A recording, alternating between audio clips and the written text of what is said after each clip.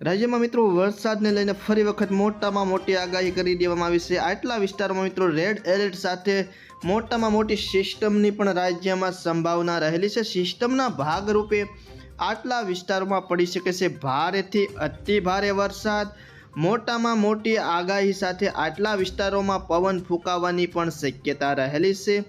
સંપૂર્ણ માહિતી આ એક જ વિડીયોની અંદર જોવાની છે। તો વિડીયોમાં આગળ વધતા પહેલાં ચેનલમાં નવા હો તો નીચે આપેલા સબસ્ક્રાઇબ બટનને દબાવી ચેનલને સબસ્ક્રાઇબ કરી વિડીયોને લાઇક કરી વિડીયોની લિંક શેર કરી દેજો, જેથી કરીને રોજે રોજની વરસાદની તાજી અપડેટ તમારા સુધી પહોંચી શકે। તો જોઈએ મિત્રો વિગતવાર માહિતી। તો અત્યારની લાઈવ અપડેટ પ્રમાણે વાત કરીએ સૌરાષ્ટ્રની સૌપ્રથમ તો સૌરાષ્ટ્રમાં જૂનાગઢ, પોરબંદર, ભાનવડ, ગોંડલ, રાજકોટ, ચોટીલા, જસદણ, બોટાદ, અમરેલી, ભાવનગર, અલંગ, મહુવા સહિત સમગ્ર સૌરાષ્ટ્રમાં હળવોથી મધ્યમ વરસાદ જોવા મળી રહ્યો છે।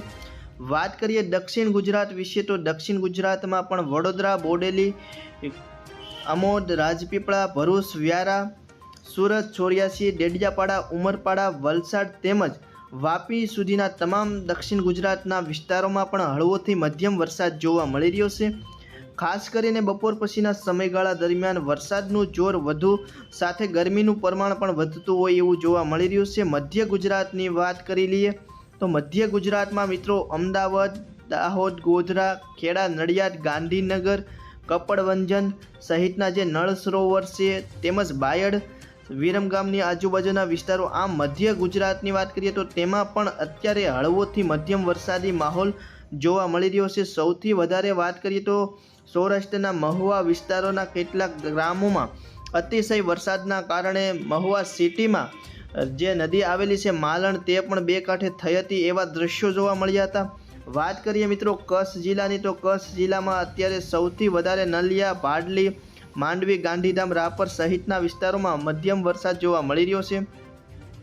ઉત્તર ગુજરાતની વાત કરીએ તો ઉત્તર ગુજરાતમાં પણ રાધનપુર, પાલનપુર, મહેસાણા, હિંમતનગર તેમજ આબુ રોડ સુધીના તમામ ઉત્તર ગુજરાતના વિસ્તારોમાં હળવોથી મધ્યમ વરસાદ જોવા મળી રહ્યો છે। વાત કરી લઈએ સિસ્ટમની તો આગામી સમયમાં હળવું લો પ્રેશર સિસ્ટમ સક્રિય થાય અરબી સમુદ્ર અથવા બંગાળની ખાડીમાં અને એના ભાગરૂપે જો વરસાદની માહોલ સર્જાય તો વરસાદની ગતિ વધી શકે છે અને વાવાઝોડા રૂપી કોઈ પણ એવી મોટી સિસ્ટમ અત્યારે સક્રિય નથી, પરંતુ દરિયાકાંઠાના જે વિસ્તારો છે એ બધા વિસ્તારોમાં પવનની ગતિમાં ફેરફાર થાય અને પવનની ગતિ વધી શકે છે। થોડા સમય પહેલાં 24 કલાક પહેલાં જે અમરેલી જિલ્લો આવેલો છે એના જાફરાબાદ તેમજ રાજુલા તાલુકાના કેટલાક દરિયાકાંઠાના વિસ્તારો જે છે એમાં પવનની ગતિ વધતી હોય એવું જોવા મળી રહ્યું હતું અને સાગર ખેડૂને પણ મોટી મુશ્કેલી વેઠવી પડી હતી। વાત કરી લઈએ મિત્રો હવે આગામી દિવસોમાં ચોમાસા દરમિયાન વરસાદ કેવો રહેશે તો આગામી દિવસોમાં હજુ 30 તારીખ પછી વરસાદનો નવો રાઉન્ડ શરૂ થાય તેવી પણ શક્યતા રહેલી છે। તો આવી રીતે મિત્રો અત્યારે વરસાદ હજુ આવનારી 23 તારીખ સુધી સમગ્ર રાજ્યમાં વરસાદી માહોલ સર્જાશે અને ત્યાર પછી 30 તારીખથી લઈ અને વરસાદનો નવો રાઉન્ડ શરૂ થાય તેવી પણ સંભાવના રહેલી છે અને હજુ ગરમીનું પ્રમાણ વધશે તેવી પણ પૂરેપૂરી શક્યતા રહેલી છે। તો વિડીયો ગમ્યો હોય તો ચેનલને સબસ્ક્રાઈબ કરજો, વિડીયોને લાઇક કરજો અને વિડીયોની લિંક શેર કરજો।